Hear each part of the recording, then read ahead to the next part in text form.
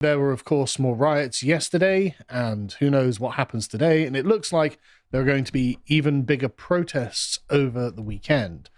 Just to be clear, we collectively do not recommend that you attend any of these. Frankly, emotions are too high. Even if the cause is just, I think Starmer has been crystal clear that, in fact, you are the enemy. And so walking out into a trap, I'm not sure is wise. And honestly, it could get really messy. And I just don't think it's a good idea at this point. So let's talk about Starmer's speech. Starmer came out and gave a boomer audio speech where he began silently and then explained that, the sound turned on. I thought there was a problem with my computer. I wasn't expecting. Of everything else going wrong with the Labour government so far, they boomed the audio too. Boomer audio, yeah. But he doesn't speak about the murderer in this speech. He just says, well, we need to let the family grieve, which is fair, but I think a lot of people are concerned about the fact that we're living in a country now where these things just happen. Right? These kinds of things just happen, and so what are we going to do about it? And Keir Starmer addresses none of that. Instead, he talks about the far right. He talks about the protests and the riot in Southport.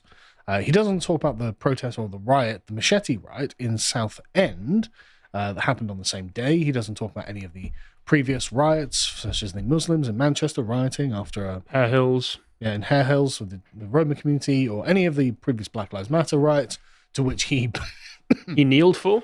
Excuse me, I've got a bit of a cough. He bent the knee. He doesn't talk about any of these things.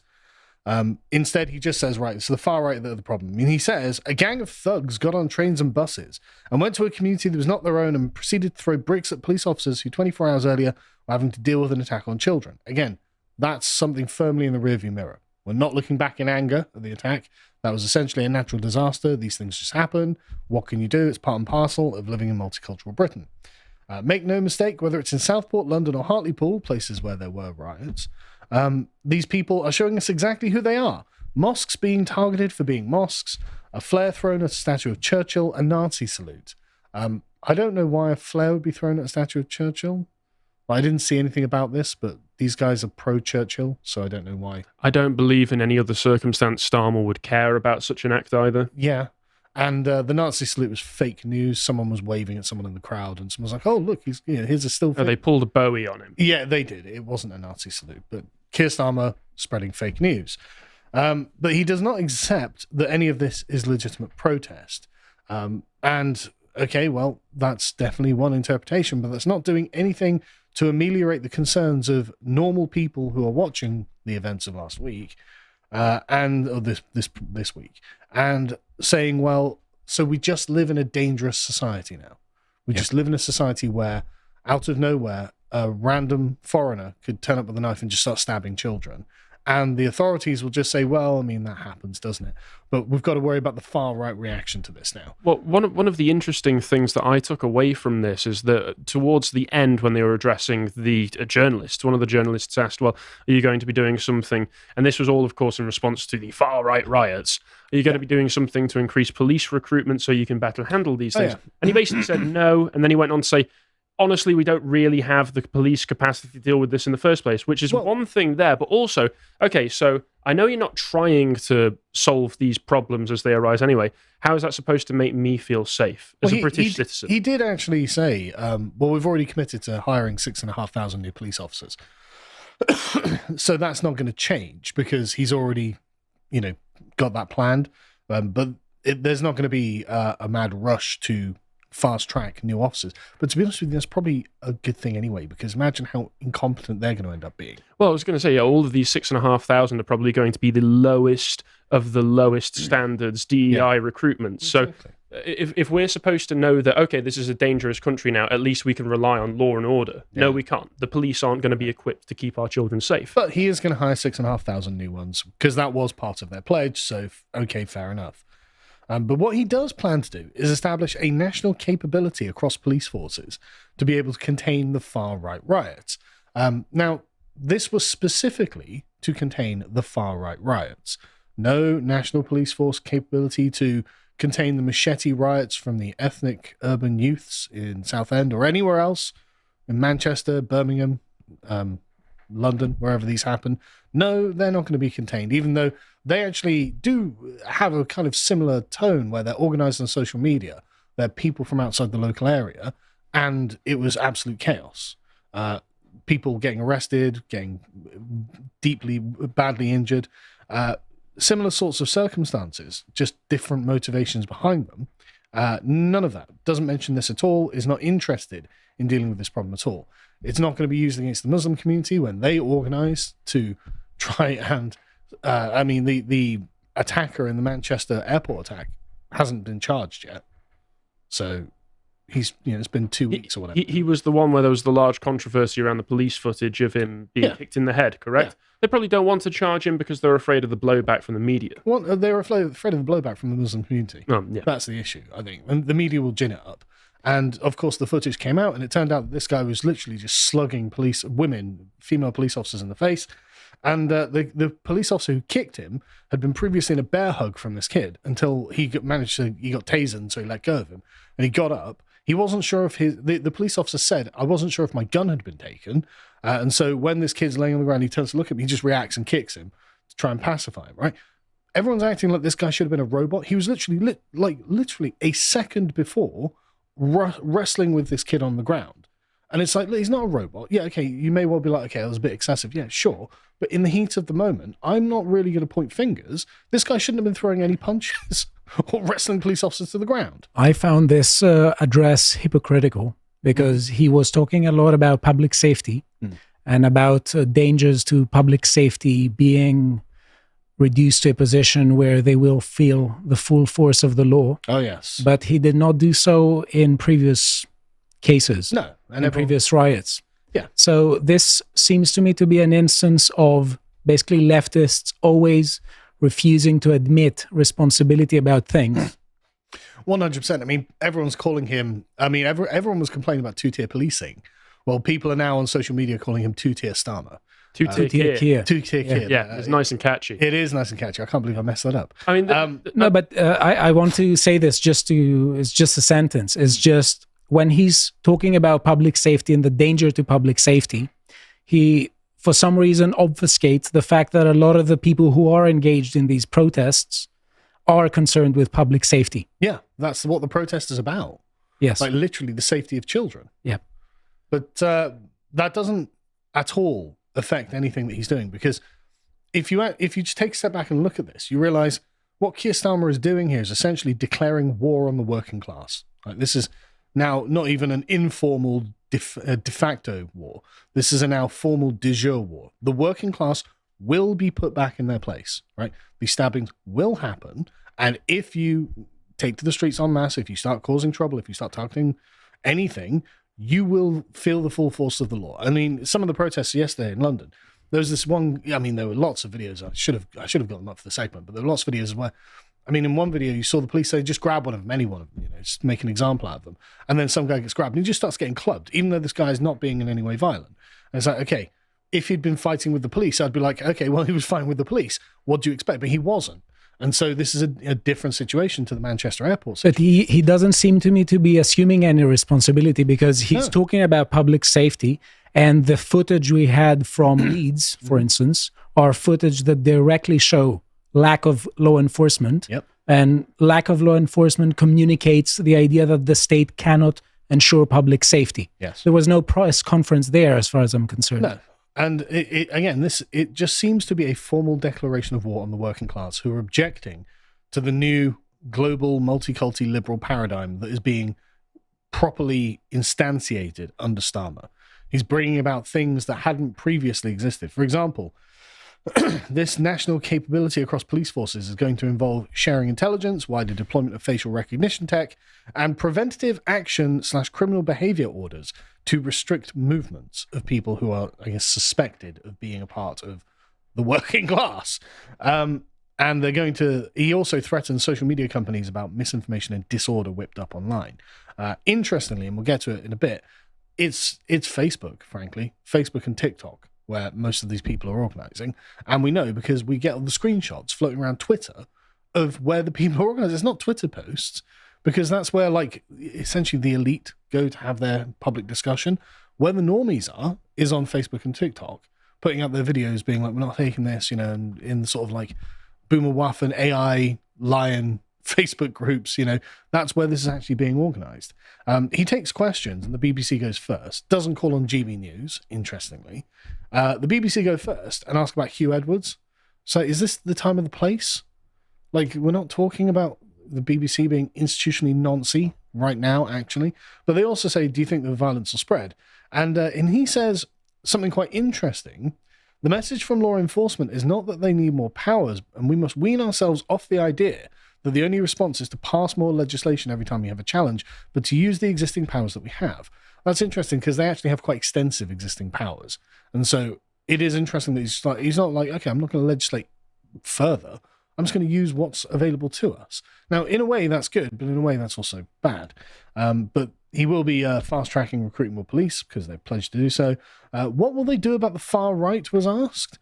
And he explicitly doesn't name Nigel Farage, though many on the left have been attempting to say, well, this is all his fault. Well, one of the journalists actually asked him about Farage spreading conspiracy theories online, and he refused to make a definitive statement about that. Yep. Now, obviously, when he's blaming the far right, and he's trying to mitigate it by saying it was a small group of people from outside of these communities who bust themselves in who were all far right, I think he knows that if he were to outright name Nigel Farage as one of the causes of this, then people who support Nigel Farage and don't consider themselves remotely far right would also get pissed off. Probably, yeah. But it is interesting how he doesn't do that, even while the next statement is him basically declaring war on the far right, saying, right, no, this, you know, whatever. I personally just think far right is a synonym for working class. So if there's anyone in the North who think Labour still represent them, what is wrong with you? Why would you think that? But then people ask, the journalists ask, well, what are you going to do to protect Muslims? It's like, right, okay, and Keir Starmer on much firmer ground here. Oh, well, you know, this is great. I'm going to do everything I can to protect this precious client group of the Labour Party. And so the narrative now has become, we're going to simply just protect Muslims. It's like, but the victims were 8 English girls, stabbed by someone who wasn't a Muslim. And because the information was kept for whatever reason, you know, from the public view, and conspiracy theories and misinformation made people think, well, this was a Muslim, and this confirmed this bias because, well, there have been lots of other terror attacks from this group. And so this has made the Muslim community the focus of this, because this isn't really about this one event. This is about a pattern of events, a series of attacks on just native British people, mostly English people, who have just been told, don't look back in anger. And actually, they're furious. There's only so many times the don't look back in anger playbook works. Yeah. I think that if they were to have some government plant come out to a sigil and start singing some Taylor Swift song to try and unite everybody, then it would have been bad optics. It wouldn't work this time. Yeah. People are sick of it. Yeah. And also, don't look back in anger, which means forget history, isn't used for the progressivist, let's say, protected groups. Because what they're doing with the woke narrative that the Labour government is recreating is constantly stressing the need for addressing historical inequalities. Yeah. So they don't intend to forget history. And I mean, for me, my main takeaway from this speech is that Starmer himself came across shell-shocked, weak, stuttering, uncertain, nervous in himself. And it came across like he probably wasn't expecting such a large crisis less than a month into his government. Yeah, I think the things come a bit loose there because my thing is not in any way responding. No. There we are. No, that's Samson doing it. Oh, Samson. Right, Samson. If you can just go to the not the next one, but the one afterwards. That one, yeah. So, like I said, on the same day as the riots in Southport, there were machete riots all over Southend. No one cares. Keir Starmer doesn't mention it. No mention of what will be done to prevent more second-generation immigrant atrocities. As far as they're concerned, there's nothing they can do, and this is just part and parcel of living in Britain at this point. And I mean, there are so many attacks now. There are so many stabbings. There are so many things that are going on that they just go completely under the radar. Let's go to the next one, right? Did you ever hear about this?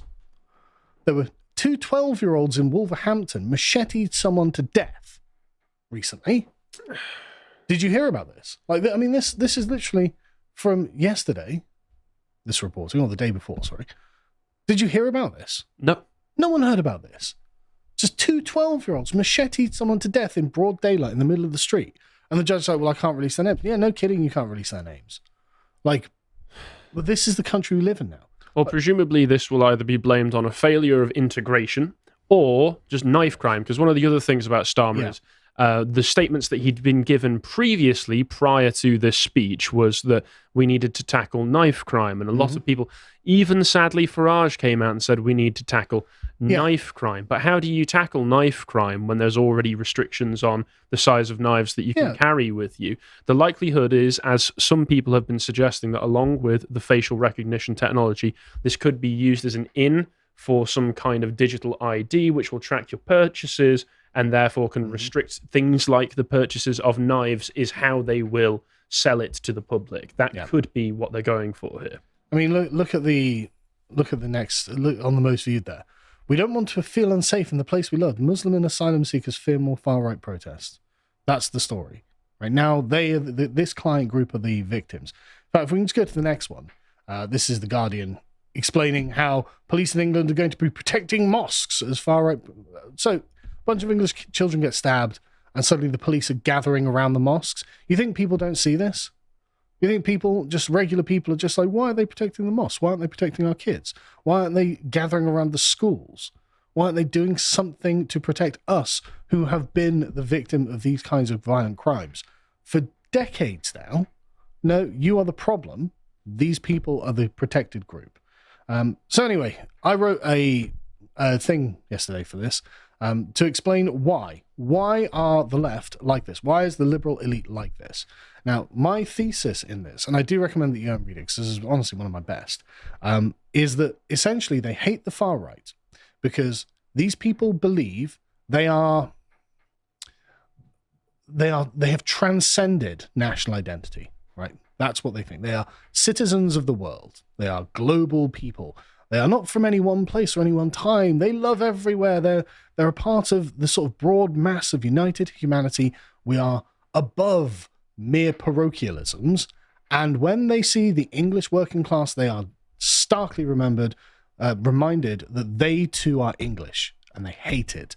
It's this kind of metaphysical slime they can't get off themselves, and they find it disgusting, and that's why they hate the far right so much. And so, like I said, go and read this. I'm very proud of this piece. It's one of my best. And I think it really, I've actually really got them bang to rights on this. And of course, if you want to support us, this is a free article, but go and sign up for £5 a month. Support the work we do here, because of course we're demonetized. And so let's go on to Nigel Farage's response, which was stronger than his previous statement. Can we play this, please, Samson? So the Prime Minister tonight reacting to what has happened over the course of the last 48 hours. His conclusion, very simple, it's all the far right, as if they're causing all of the problems. No, the far right are a reaction to fear, to discomfort, to unease that is out there shared by tens of millions of people. Let me be clear. I don't support street violence. I don't support thuggery in any way at all. But I'm worried, not just about the events in Southport, but about societal decline that is happening in our country. Law and order, folks, on our streets is breaking down. This Prime Minister hasn't got an earthly clue how to deal with it. We need to start getting tough. We need to use stop and search, regardless of the colour of the skin of anyone that gets stopped. We need tougher prison sentences for anybody carrying a knife.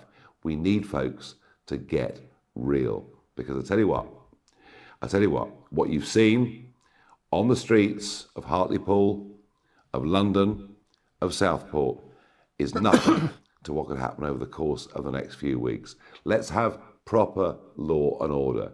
But Mr. Starmer, just to blame a few far-right thugs to say that's the root of our problems doesn't work. Much better. Nice to see he's got British flags behind him now.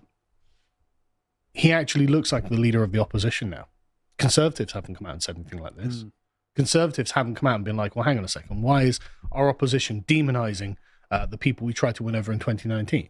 Why are they demonizing the people who we agree with when they say we want less immigration? It's in all of our manifestos. Everyone has got that in the manifesto. And yet Keir Starmer is like, yeah, but those people are evil. And we're going to protect the Muslims now. It's like, you have got this completely backwards. Nigel Farage is at least on the money here when he says, look, the far right are a symptom of the problem. And the problem is the way that these communities have been mashed together and the damage that has been done. And the fact that the English community doesn't have the ability to speak out about it. And so I think he's probably right that in the next couple of weeks, particularly this weekend, actually, things could get bad because it looks like the Boomer Waffen are mobilizing on Facebook. If you can scroll down, you can see that it's exactly the kind of graphics that you see that the boomers on Facebook make, where they're talking about taking... I mean, that's just a Facebook post right there. Yeah, exactly. These are just open Facebook posts, all of these. You know, and it's just like, okay, I mean, that looks like a Twitch post, a Twitch thing. Sorry, TikTok, not Twitch, sorry. But as you can see, these are, am I wrong? I shouldn't giggle, but that's a funny image. But am I wrong in describing this in this way, right? That's Instagram. Yeah. So it's very much normie social media in which this is being promoted. Yeah, but they hate Elon. They do hate Elon, but I don't really think it's... I mean, I'm sure there are people on Twitter doing it, but I don't think this is where the bulk of the people who are going to turn out for these are going to be seeing them. I think they're going to be seeing them on traditional social media. If you can go to the next one, this is a great point, right? So flyers are being circulated online for rallies in Manchester, Liverpool, Nottingham, Leeds, Newcastle, Middlesbrough, Belfast, Bristol and Hull. Almost all of those are Labour strongholds. Deep red strongholds. Can you Filled even imagine? with working class men. Exactly. Filled with working class families who have been betrayed by the Labour Party. In Manchester and Liverpool, they have been hotspots for grooming gangs as well. While I would never recommend that these sorts of things should be congregating outside Middlesbrough. Yeah, outside of mosques and things like that, because again, it doesn't seem that mosques or the Islamics have anything to do with this. I can understand why, when they've got an undirected rage, they would do those sorts of things. And again, if you're going to be in any of these areas at the time, again, if there's anything remotely looking like illegal activities, just stay away. Just don't get involved. I would recommend just not going to these, to be honest. But if you can go back up, Samson, you can see that, again, these are all like Newcastle. You know, who can you put the blame on in Newcastle? But as you said, this is about the tension between what the working class have had inflicted on them and the Islamic community, who the working class feel have been wronged by. That's what's underpinning this, which is why they... Well, a lot of these areas would have rebuilt the Red Wall again over the past month, and less than a month later, later, this happens. Yeah, open revolt against the Labour Party that apparently they're these places are supportive of. But surprisingly, and this is really weird, Hope Not Hate had a good take on this. If we can play this, please. There's a guy from Hope Not Hate. Is what people who have no power or no understanding of power deal with things. Wearing These a are Proud men Boys shirt for some reason. who are encouraged to see themselves, or they portray themselves as the great protectors of their community. And like a lot of people, they feel completely powerless when you see something like this happens. And unfortunately, what happens now is people go onto social media to express their horror, their dismay, and their anger, which are all perfectly normal and natural emotions to feel. And when you get onto social media now, you see it is absolutely full of lies, half-truths, conspiracy theories, and that's basically, it's not just Southport. This has been brewing for a couple of years. We've seen it. We saw it in Kirby last year when they attacked the police. Okay, you can stop it there because he goes on a bit more. But he's not wrong. Right? He's not wrong, but he's also a part of the governmental apparatus that encourages these people that deprives them of their voice, to strip them of their power, what little 100%. Power they might have already had. Is Collins the one who used to be like an actual fascist? Because I know that can't remember. I know that there's one of them. Yeah, I can't remember which one it was. But again, it's shocking that Hope Not Hate would spend their entire life trying to disempower the working class of England, and then some guys say, well, they just don't feel like they've got a voice. Yeah, no kidding. Your fault. Yeah, you're part of the problem. You've directly contributed to this. And then just finally, we've got very little information about why Axel, I can't pronounce his bloody surname. Rudakabana, yes, traditional name. Why he did what he did. The Mirror describing him as, quote, an autistic choir boy who hardly left home. And the local residents in his nearby community said, Well, I mean, we never saw them. We never spoke to them more than say hello in 7 years. Oh, right. But one thing the media is very eager for you to know is that at one point he was a child who went to school. Those are the photos that we see, is that, look, he was a child once. Oh, yeah, and just one last thing, actually, that I forgot to include a bit earlier. If you can go to the next one. Obviously, the sort of... the Islamic Waffen are organising on Facebook as well. Defend our mosques. A lot of people are going to be using ARE rather than OUR in this conflict. So we're going to take our country back, and then we're going to defend our mosques. And I do think there is going to be some sort of conflagration this weekend, which is why I again remind people, just stay at home. This is just walking into a massive trap. This isn't going to do what you think it's going to do. But the point is, we are literally a powder keg at this point, and I mean, the people in charge don't know what to do. They've sided against the people who have been victimized, and no good is going to come out of any of this. I hope you appreciated that segment from the podcast The Lotus Eaters, and if you want to see what else we're up to, you can watch Dan's series, Brokenomics, where he interviews former Conservative MP Marcus Fish about what he believes led the Conservative Party's defeat and his frustrations with the party. And if you want to see what else we're putting out, we share links to everything on our Twitter account, so you don't get to miss anything. Thank you very much for watching, and goodbye.